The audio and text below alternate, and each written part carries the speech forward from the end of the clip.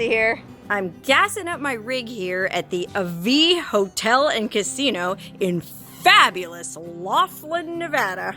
About to embark on one of the most epic off-road adventures of all time, the Mojave Road. The Mojave Road is a legendary off-road trail that cuts right through the heart of the Mojave Desert, following an old trading route first established by the Mojave Indians here on the Colorado River floodplain, and later used as a wagon road for pioneers and traders headed for California. This 133-mile route was crucial because it required no more than a day's travel between water sources, which are scarce in these parts and needed for the horses, mules, oxen, and people who were trying to get across this blistering wasteland. These days, the Mojave Road is used as a recreational off-roading trail. Being only 133 miles in length, and for the most part pretty easy, the road could easily be traveled in a day in a modern high-clearance four-wheel drive vehicle, but my friends and I plan to go a bit slower, more like the original pioneers. By taking 4 days to cover the route, we'll have more time to explore all the weird and wonderful stuff that's hidden way out in this remote section of desert, and we'll really get a feel for what the route was like for the pioneers. I'm doing this trip with my friends Larry, Jessica, and Myron. And the funny thing is, we all drive Toyota 4Runners. Well, except for Larry, his BMW isn't four-wheel drive, so he's riding with me in my rig. But Jessica has an SR5, and Myron has an insanely tricked out TRD off-road. We're like a friggin' Toyota commercial. It actually worked out great that Larry was riding along with me because he was able to navigate, both with GPS and also this awesome low-tech road guide by Dennis Casabier, which covers every single mile of the route in painstakingly accurate detail. I'm not kidding, this book really came in handy. Dennis, if you're watching this, thank you so much. Anyway, we all met up at the AV Monday morning for some last-minute planning and a hearty breakfast before setting off. And soon enough, we were on the road. Technically, mile 0 of the Mojave Road is on the bank of the Colorado River back there. But we didn't really feel like backtracking, so we just turned off the pavement right here. You know, we're like a half a mile from mile 0, so basically mile 0. But the important thing is, we left the pavement, and we are now on a dirt road, although here it's a very easy graded dirt road. That being said, we're airing down our tires because we're going to be off pavement for the rest of this trip, 100 plus miles. So Larry, who I'm traveling with, is airing down my tires to 20 upon the advice of my friend Myron there in the middle. He's done this before, he knows what he's doing. And Jessica, I guess she's airing down too. She wasn't sure if she was going to or not. I mean, we only have a Weasley little air compressor, so it's going to take forever to air back up at the end of the trip, but for now, it'll make for a smoother ride. Okay, one very important thing we have to do before setting off on this trip is, apparently, 2/3 of the way along the route, there's this thing called the Traveler's Monument, which is a big rock pile along the route that everybody who passes on the trail leaves a rock on the rock pile. And apparently there's a sign on the rock pile that has some mysterious message that you're not supposed to reveal unless you physically go to the place and read it for yourself. So I'm really curious to see what this sign says. I'm hoping it has the answer to, the meaning of life or something like that. But anyways, we all had to stop to pick up rocks at the beginning of the route to leave on the Traveler's Monument when we get there. So, you know, we're out here by this alfalfa field. There's not a ton of rocks around, but we all scrounged out in the desert and found a rock. And we're gonna load those up in our rigs and carry them with us until we get to the monument. All right, we've gone about 6-ish miles, and we've already had to turn around about 3 times. Thankfully, that Mojave Road guidebook is meticulously detailed and explains everything turn by turn. And then there's rock cairns, little rock piles, along the way every 1/10 of a mile or so, and at every intersection, for the most part. So it's a little hairy here and there, but we finally made it for sure to the Mojave Road, and I know this because look at this cool signpost. But I'm not gonna get too cocky because guess what? You can still see Bullhead City in the background. And as long as I can see civilization, I really don't feel like I'm very far off road.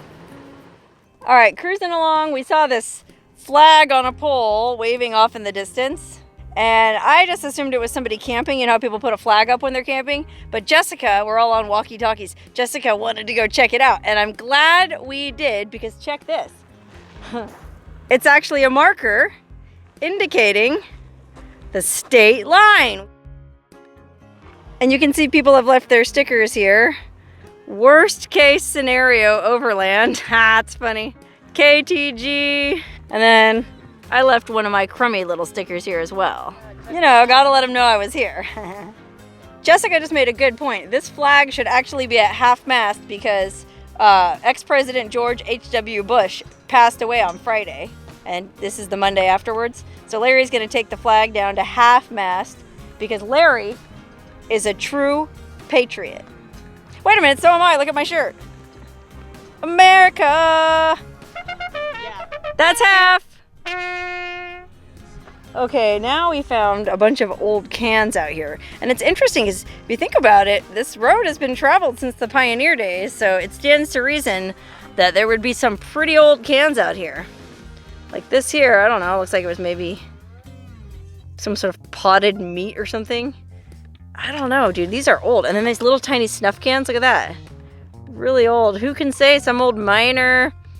All right, driving along. We've only gone about 14 miles and we already had to stop again because we came across this awesome, creepy, old, abandoned, I don't know what it is, but we knew we had to pull over and take a look. I'm really fortunate that I'm traveling with friends who are into this kind of stuff, same as me. Okay, so there's a really creepy building there that I'm going to go in a second, but before I go in there, I'll let Jessica and the others kind of go do their thing, and I'll come over here because there's this really creepy sort of A-frame I want to check out. Holy wow, this thing, it's basically a collapsed cabin, I guess. Used to be an A-frame, now it's just the roof. And wow, I don't even know if we'll be able to tell what was going on here. I mean, this here clearly was a roof that collapsed. Hi, by the way. Okay, this is actually terrifying. Look at this bed. I'm guessing this must have been the bedroom and the whole room collapsed around it, leaving just the bed and the headboard. Wow, and then having that creepy cross off to the side. Yikes. Let's see if I can pick my way over there and look inside the roof part, but I gotta be careful because there's a lot of nails down here and I don't want to step on one. Would really put a damper on this road trip. Oh my god, look at this bed. Yikers, the mattress. Oh my god. Let's see if I can even step on it. Well, it's pretty solid. Walking along. Thank goodness I got boots on. By the way, I'd like to thank my fan Denny for sending me these boots. Okay, let's see if we can look inside here. Oh wow. Look at that. I mean, it's empty. There's nothing left in there except for that creepy chain hanging from the ceiling. Guess that's where a light fixture used to be. Okay, wow, that was pretty creepy. But, now let's go check out the main building. Okay, wow, I've seen some creepy buildings in my time, but this is right up there with some of the creepiest, especially because it says, welcome. It's like the most unwelcoming welcome I've ever seen, all those bullet holes. All right, let's go inside. Oh, wow. What? Oh, look at this. This was a kitchen, obviously. Look at this kitchen. Holy cow. I mean, I guess this was somebody's house. It's just so busted up, man. There is nothing left in here. People have been here recently, though, because the water bottle. And I'll give you 3 guesses as to what kind of beer can is by my foot. 3, 2, 1. Bud Light. Shocker. Oh, look how cool this is, though. Look at these drawer handles. They were little saguaro cactuses, or cacti. Unfortunately, they're both broken, missing an arm. Otherwise, I'd be sorely tempted to take one. Oh, look at this creepy cabinet. What do you suppose is in there? Oh, look at the linoleum floor in front of it. Okay, let's find out what's inside. I guess this is supposed to be a handle. Okay, guys, ready? Look, there's more linoleum and some roofing tile. Huh. Oh, well, see, silly me. I said there was nothing in this house, and there's all kind of cool stuff in here. All right, well, before we go out that door there, let's go around this side. Oh, man, this place is so creepy. This looks like it was just some kind of storage room.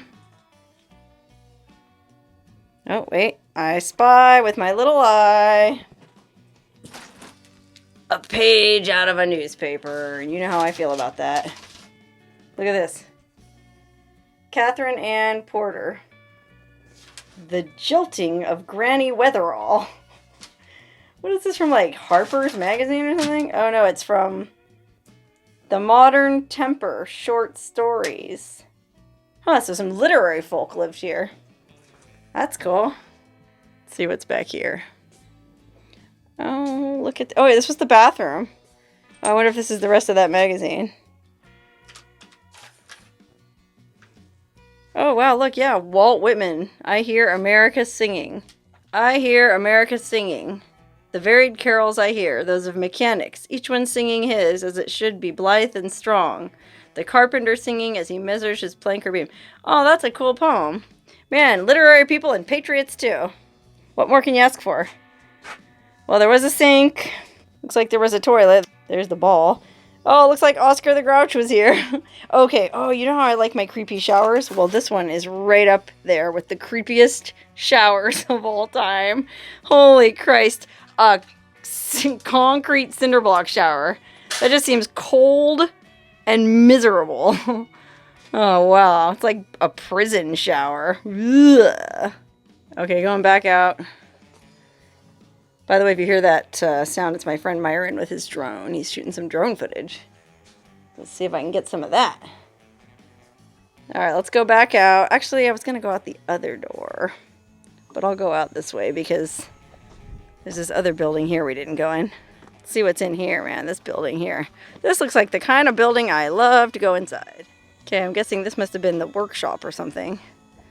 All these bullet holes, man. Why? Guess it's just fun to blow stuff up for some people. Okay, yeah, this does sort of look like it was a workshop. Oh, my bad. It was a bar. It was Coyote Ugly. They had all sexy bartenders dancing on the shelves in here. Nope, just a workroom. Not much left in here. Okay, wow. This, I mean, there wasn't really much in this house, but it was still worth a stop. And that's what's really cool about the people I'm traveling with. Larry, Jessica, and Myron, they're all more or less on the same page. They don't mind stopping to, you know, poke around this kind of thing. So it's cool that I'm not with some kind of like aggressive type A people that are like, no, we got to get on the road. We got to make 30 miles by sunset. I mean, it's already almost, well, the sun's getting low and we've only gone 14 miles. Oh, we'll be lucky if we make half of this road in 4 days at this rate. But that's my kind of pace.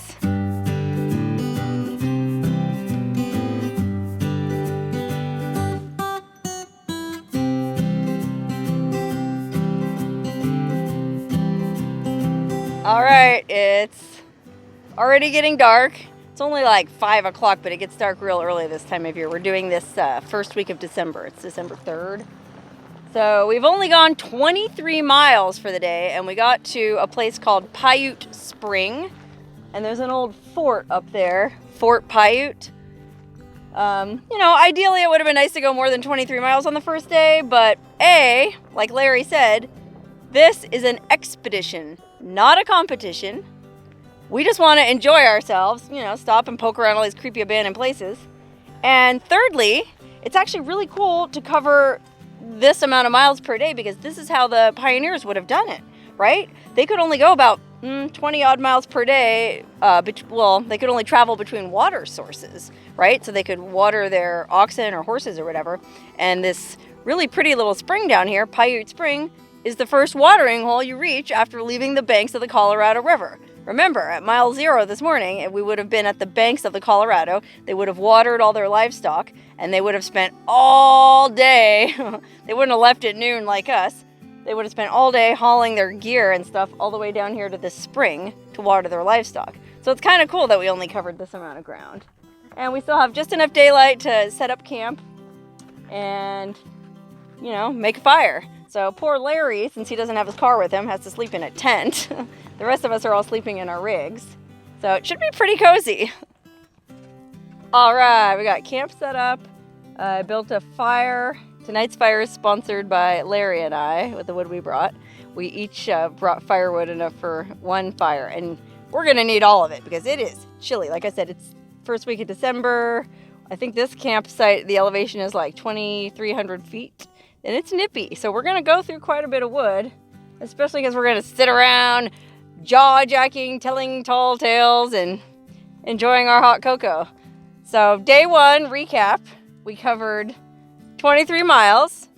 We saw one creepy abandoned homestead, the Patriotic state line, and a lot of beautiful desert scenery.